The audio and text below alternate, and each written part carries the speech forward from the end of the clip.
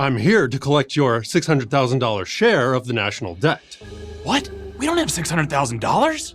I wasn't talking to you, I was talking to your baby. Have a nice life.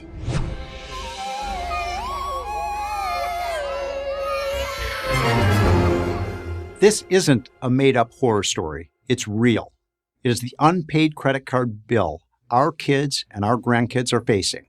Money they didn't spend, but will have to pay. The Democrats point their finger at the Republicans. The Republicans point back at the Democrats. The truth is that the politicians of both parties have brought us to the edge of this financial cliff. They say they're spending all this money with the best of intentions. The trillions are needed to end hunger and reduce inequality, provide everyone with free health care, and save the planet from global warming. But there's no way around the simple math. You can't spend what you don't have. Not indefinitely. Debts have to be repaid. We've been sweeping this problem under the proverbial rug for decades, but now we're running out of rug. During the year of the COVID crisis, a Republican president, Donald Trump, approved a massive increase in government spending. His reasoning went like this: we shut down the economy, we have to help people out. Did he go too far? Well, maybe. But just about everyone agreed something had to be done. Then Joe Biden, a Democrat president, entered the White House and called for $1.9 trillion in additional spending, even though $1 trillion of the previous COVID relief money had not yet been spent, and even though the economy was already well on the way to recovering. Then the new president quickly asked for another $1.1 trillion for infrastructure, which used to mean projects like roads, bridges, and airports, but now includes giveaways like electric car charging stations for Tesla owners. By the way, 19 Republican senators joined the Democrats. Nobody is blameless. But wait, that only turned out to be President Biden's opening bid. He put another $3.5 trillion in spending on the table for a whole slew of goodies: free childcare, free community college, student loan forgiveness, expanded Medicare and Medicaid, vast subsidies for green technology, and on and on. Add all this extra spending and you arrive at $6 trillion. Yes, that's a 6 with 12 zeros after it. This is a level of spending we have never seen before. The numbers are so big it's impossible to grasp. But to offer a little perspective, consider this.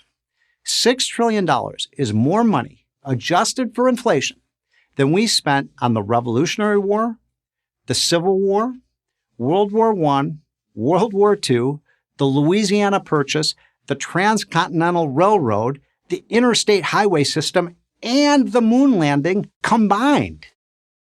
Normally, we borrow money as a nation during a period of crisis. Then when the crisis ends, we start to pay down the debt. What the progressive left wants to do is launch the biggest spending spree in American history after the crisis is over.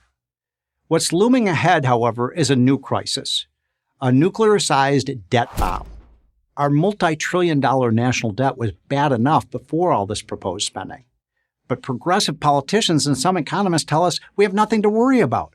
All we need to do is tax the rich. But there aren't enough millionaires and billionaires to pay this kind of bill. Or they say, as long as China keeps buying up our debt, we're fine. We can spend all we want. But do we really want to be in debt to the Chinese for trillions of dollars? They aren't exactly our best friend.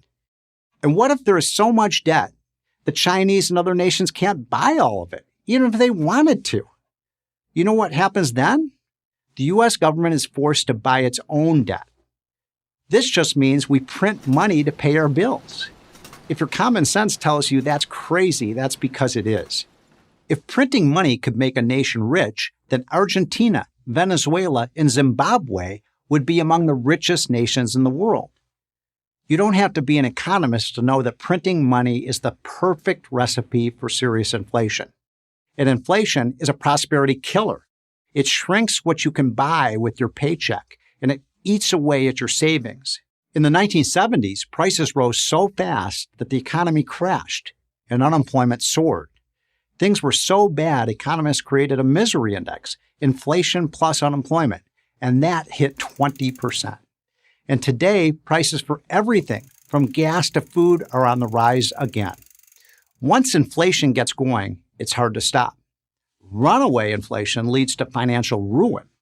This is what happened after World War I in Germany, for example. The debts were so high and the currency so debased that women had to bring wheelbarrows full of bills to the grocery store to pay for food. And we know where that led. If that's not the future we want for our kids, we need to stop the wild spending and defuse the debt bomb. The sooner the better. I'm Stephen Moore, economist of FreedomWorks for Prager University.